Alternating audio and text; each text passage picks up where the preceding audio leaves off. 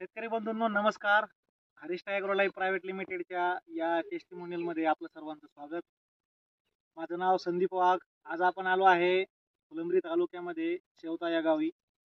आपल्यासोबत श्रद्धा एजन्सी जाधववाडीचे सर्वेसर्वा श्री दाळसाहेब पण आहेत आणि एकंदरीत हा सर्व जो प्लॉट आहे त्यांच्या मार्गदर्शनाखाली आणि आपल्या कंपनीचे काही प्रोडक्ट्स वापरून हा डेव्हलप झालेला आहे.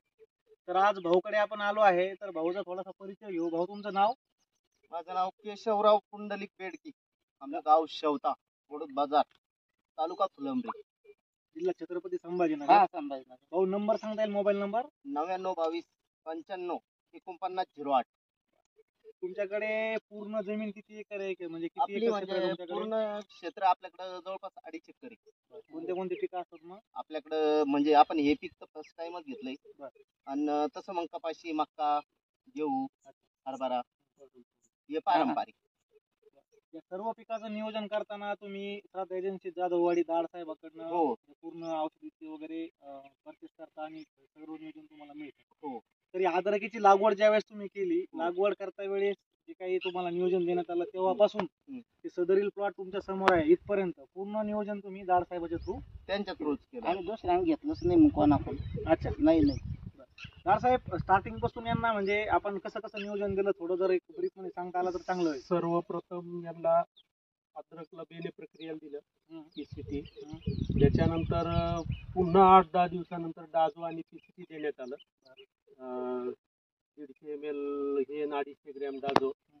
त्याच्यानंतर मायक्रोन्यूट्रेंट मधला काळ मग ट्रायको सुडो बायोलॉजिकल यूज केलं. निमेटोड हे आलं तर इकोसील असं काही दुसऱ्या कंपनीचे प्रोडक्ट. नंतर पुन्हा आपली पॉझिटिव्ह डीएफ दिलं, मायक्रोन्यूट्रन ग्रेड 1. 1 ग्रेड दिलं. पुन्हा 8 दिवसानंतर हाय स्टम्पिंग दिलं. वॉटर सोलेबल मागच्या महिन्यापर्यंत बिलकुल दिलेलं नाही, कोणालाच दिलेलं नाही. वॉटर सोलेबल न देण्याचं कारण यावर्षी सडीचं प्रमाण फार आहे. ते कंट्रोल कुठंतरी करायचं. फॉस्फरस नाही जायला पाहिजे. जर प्युअर खतं असतील तर ते अद्रकला घातक असतील, त्याच्यामुळे ते दिले नाही. मागच्या 8 दिवसाआधी 10-14 आणि हाय स्टम्पिंग दिलं.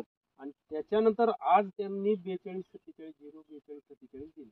असं आहे हे नियोजन. स्प्रे दिले जे लागतील त्यावेळेस, समजा 2 त्याच्यामध्ये अळीनाशक असतील, बुरशीनाशक. तर एकंदरीत सांगायचं तात्पर्य असं की दाळसाहेबांच्या थ्रू हा जो प्लॉट डेव्हलप झालाय यामध्ये वेगवेगळ्या कंपनीचे प्रोडक्ट वापरून आणि प्लांटची सिच्युएशन बघून कोणत्या स्टेजला आपण कोणते प्रोडक्ट वापरायला पाहिजे. मायक्रोन्यूट्रियनची डिफिशियन्सी असेल तर त्या ठिकाणी त्यांनी पॉझिटिव्ह डीएफ दिला. रूटचे प्रॉब्लेम्स असेल किंवा प्लांट शॉकमध्ये गेला त्या ठिकाणी त्यांनी डाजो दिला. आणि त्यांनी सांगताय की या प्लॉटमध्ये वॉटर सोल्युबलचा यूज त्यांनी थोडासा लेट केला. म्हणजे 1 महिन्यापूर्वीच त्यांनी वॉटर सोल्युबल फर्स्ट टाइम या प्लॉटमध्ये दिलं.